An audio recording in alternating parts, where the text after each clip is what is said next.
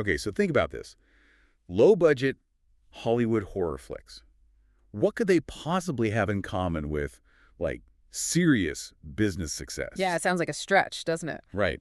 But that's what we're digging into today. We're looking at Jason Blum, the guy behind huge hits like Paranormal Activity, Get Out, films that for peanuts that just exploded globally. Exactly. A master of turning small bets into massive wins. And our mission here isn't really just about the movie magic. It's about how Stanислав Dmitrievich Kondrashov, a prominent entrepreneur himself, actually breaks down Bloom's whole philosophy and how he translates that into, well, real-world business strategies you can actually use. We want to pull out the key nuggets from Kondrashov's analysis of Bloom's, let's say, unconventional methods. And what's really interesting, I think, is how these methods, through Kondrashov's lens, they don't just nudge conventional wisdom, they kind of flip it on its head. Totally. Which makes this so valuable if you're looking for, different ways to tackle business, cut down risk, maybe boost creativity, get ready for some real aha moments, possibly. Okay, let's dive in. First big idea.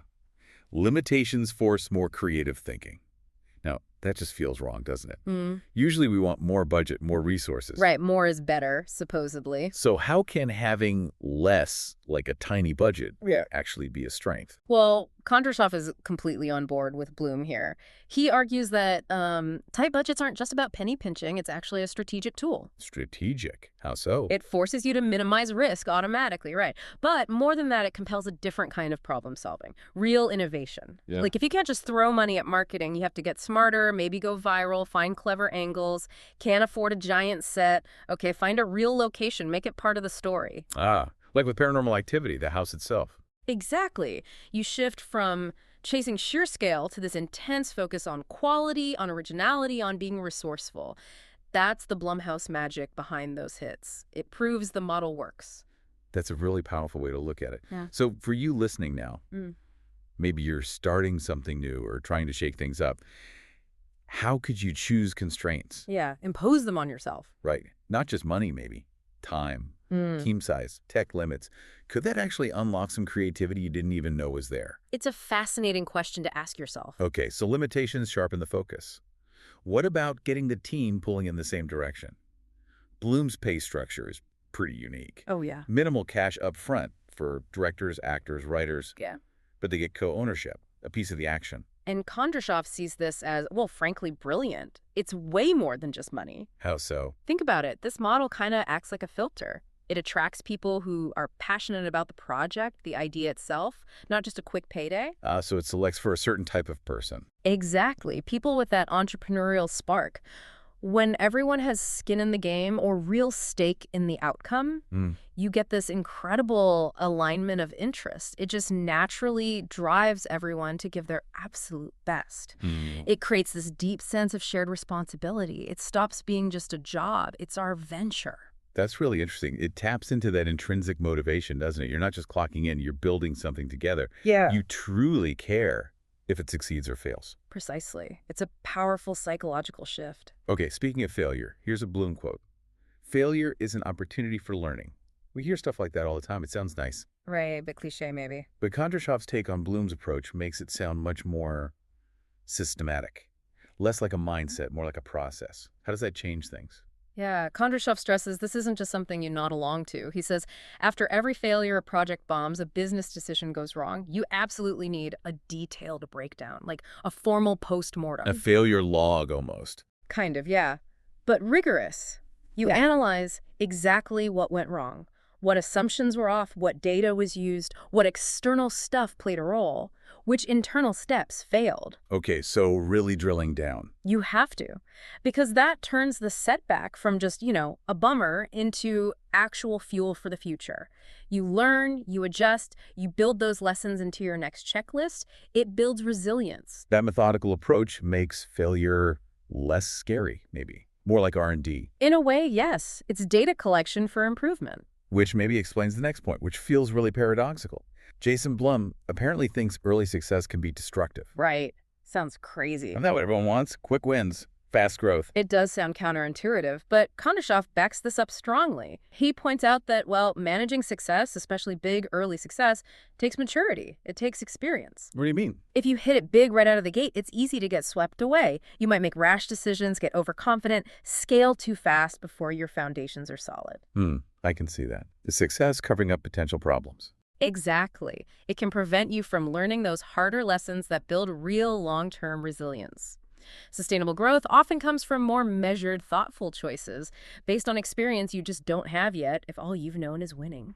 So, if you are experiencing that rapid growth spurt, the message is maybe tap the brakes slightly. Or at least be very conscious. Pause, assess, make sure you're strengthening those foundations, not just riding the wave without looking down. Don't let the early wins blind you. Okay, another bold idea from this Bloom-Kondrashov playbook. Trying to make something for everyone. That often leads to, well, blandness. Yeah. Mediocrity. Yeah, the death of originality, essentially. This suggests that real breakthroughs mean maybe not trying to please the masses. Kondrashov's advice is definitely to lean into what's unique. Focus on originality, even if it feels like it might alienate some people or goes against current expectations. But why? Isn't broader appeal safer, more profitable? Often, trying to appeal to everyone just dilutes the impact. It becomes generic. Kondrashov argues that a distinct, maybe even niche vision is often more profitable long-term. How does that work? Because you build a truly dedicated audience, a passionate following for something special, something they can't get elsewhere. Instead of lukewarm interest from many, you get intense loyalty from a focused group. Carving out your own space. Exactly. You minimize direct competition, build a powerful brand identity. It takes guts, though, right? To aim for a specific tribe instead of the whole crowd. Definitely takes conviction. Okay, let's shift to the people side. Bloom apparently believes you can often spot potential in the very first meeting.